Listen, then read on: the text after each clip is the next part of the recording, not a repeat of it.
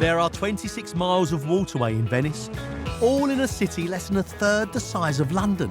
And of course, there are the famous gondolas.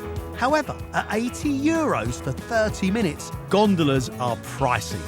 So I've come to the quiet Cannaregio neighbourhood to get a different look at the canals for less than half the price. Come on, Kayak King. Let's go. Once Mattia has joined me, we're ready to go water level sightseeing. Okay, let's go this way.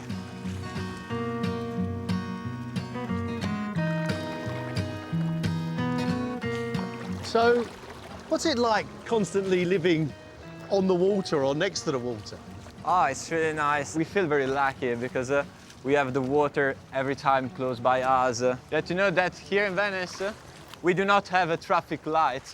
So in order to know if the street is free or not, before turning the corner, we say, "Oi, oi!"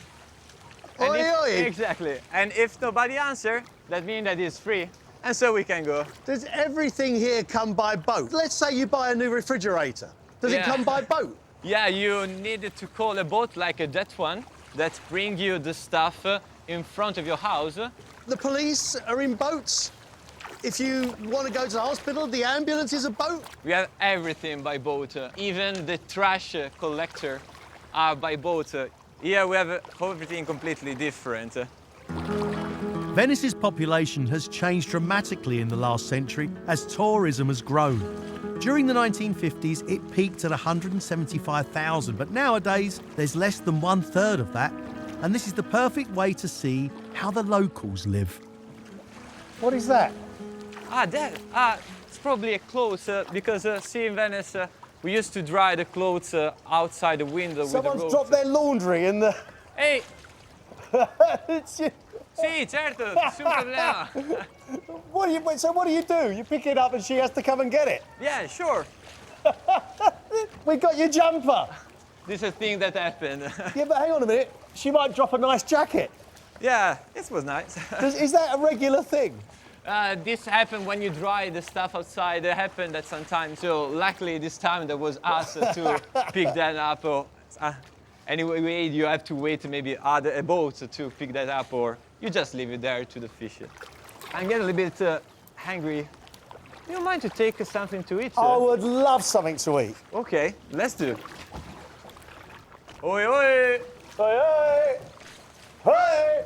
We're going there. Yes, definitely. How do I get out of the boat? We're Venetian now, so we can eat directly from the boat.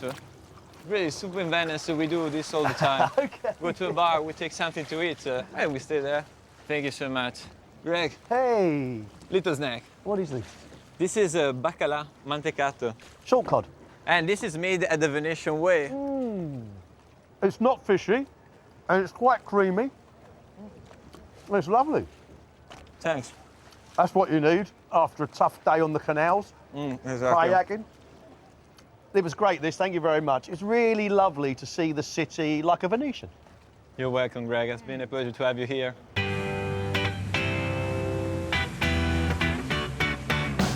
Packing as much as possible into a weekend means that Saturday calls for an early alarm. And to start the day the proper way, I've headed round the corner to an affordable pasticceria to join the locals. Can I have some bignè? And zaletti? Zaletti? And un tazza caffè americano, per favore. Okay. In Italy, breakfast is a cup of coffee and something sweet. But every single city or region in Italy has its own sweet things, its own sweet specialities. Whoa! Okay. Whoa! Now that's breakfast, right? Look, actually these beignets, they are not Italian at all. They are Austrian, because the Austrians occupied Venice at the end of the Napoleonic Wars. I mean, the Austrians are now gone, but they left their cakes behind, which I think is very, very civil of them. Okay, it is a very sweet and very indulgent breakfast, but I'm on holiday.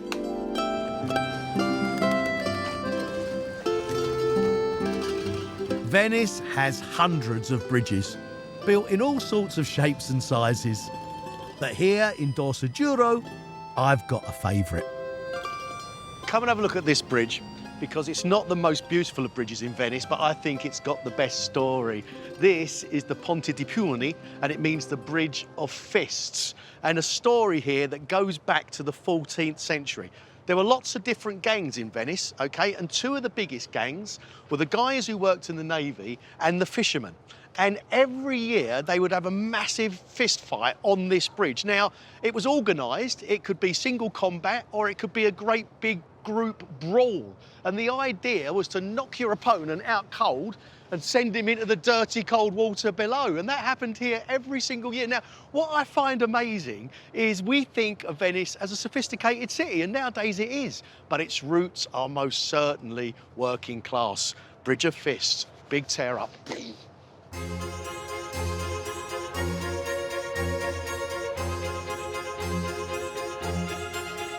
But while some Venetians got their kicks in street brawls, there was a slightly more appealing way of enjoying yourself back in the day. Now, we're all used to wearing masks these days, but in the 12th century, the reason for wearing them was very different. Full face masks were worn as disguises so social classes could mix together and have fun while remaining anonymous. And you can still buy those masks today at places like Kamikana. They'll even let you have a go at making your own with designers like Eloisa. Okay, Greg, we're gonna start by taking a paintbrush each. We're gonna cover the whole of our mask with blue. Have I chosen a specific? You actually have. This mask comes from the Commedia dell'arte, which is the first professional theatre that was born in Europe back in the 1500s. This character is called the Captain. What sort of character is he? Does he have hair? Is he good looking? Does he like food? He doesn't have hair. He likes food, though. He's one of those ones. Not too far off from you, actually. Masks were worn in carnival celebrations up until the 18th century, when Napoleon descended on Venice. The festivities ceased to exist for nearly 200 years, until it was finally brought back in 1979 to revive Venice's heritage. Finally, we had a few silver details to finish off the mask. What were people getting up to wearing these masks? So nothing good, really. They were up to loads of illicit affairs, like political complots. They would assassinate people. No one would know who you were behind it. Loads of really strange stuff that you couldn't do if you were recognizable. What do you think of my decoration? Very nice.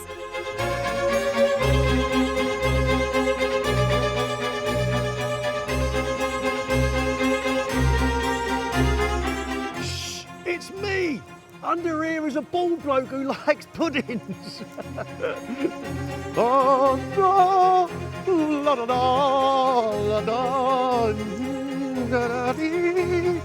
Gonna do something illicit.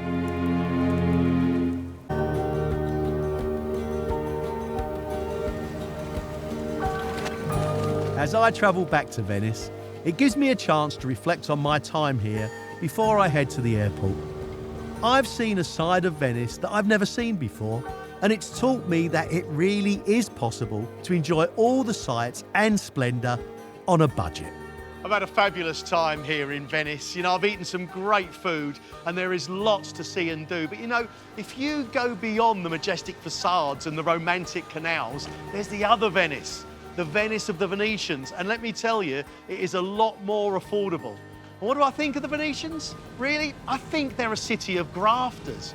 I mean, they managed to eke out an existence on some marshy islands in the middle of the sea, and they turned it into this, the incredible, beautiful Venice we see today. And more than that, they know how to have a good time.